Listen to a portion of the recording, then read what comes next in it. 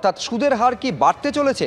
এই প্রশ্ন উঠছে, তার কারণ লেন্ডিং রেট বাড়িয়ে দিয়েছে এসবিআই। 5 থেকে 10 বেসিস পয়েন্ট লেন্ডিং রেট বাড়ানো হয়েছে। এর অর্থ কি বিস্তারিতভাবে বলতে পারবেন আমাদের প্রতিনিধি অরিত্রিক ভট্টাচার্য। অরিত্রিক। হ্যাঁ দেখো, এসবিআই এবছরের যে এমসিএলআর অর্থাৎ যে লেন্ডিং রেট সেটা 5 থেকে 10 বেসিস পয়েন্ট বাড়ানো হয়েছে এবং সেটি উইথ ইমিডিয়েট এফেক্ট সেটা কার্যকরী হবে, অর্থাৎ আজ থেকে সেটা কার্যকরী হচ্ছে। মূল বিষয় যেটা জানা যাচ্ছে, এই যে এমসিএলআর বা লেন্ডিং রেট তার সঙ্গে সরাসরি সম্পর্ক থাকে বিভিন্ন ক্ষেত্রে যে সুদের হার হয় তার।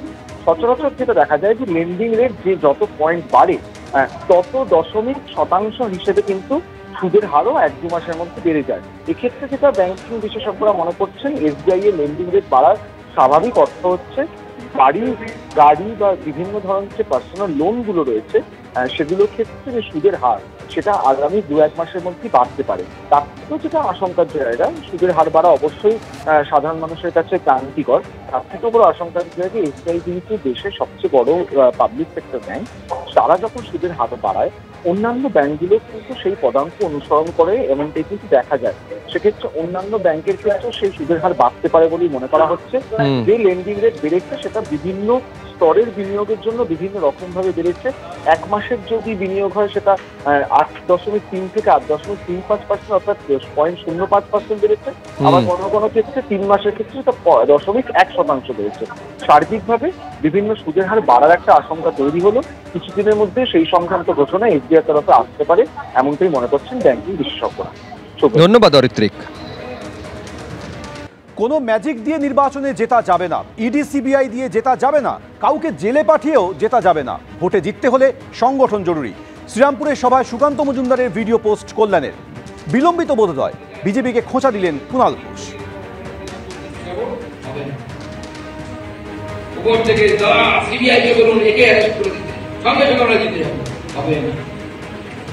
ওকে জেলে ঢুকিয়ে দিন, যারা জিতে যাবো হবে না।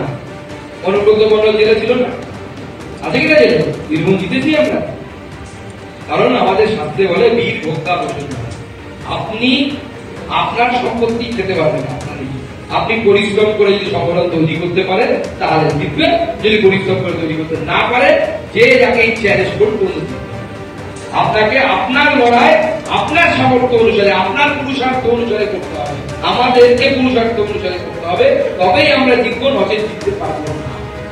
এই আমাদের বিলম্বিত বোধোদয় উনি তো বলেছেন, এগুলো উনিও তো বলেছেন। বিজেপির কোন নেতা বলেননি সিবিআই আসবে, ইডি আসবে, ধরিয়ে দেবো, জেল হবে, তিহারে যাবে? এই ভয়ে, এই হুমকি, এগুলো তো সুকান্ত বাবুও দেখিয়েছেন। নিট রেজাল্ট হয়েছে, বাংলার মানুষ প্রত্যাখ্যান করেছে।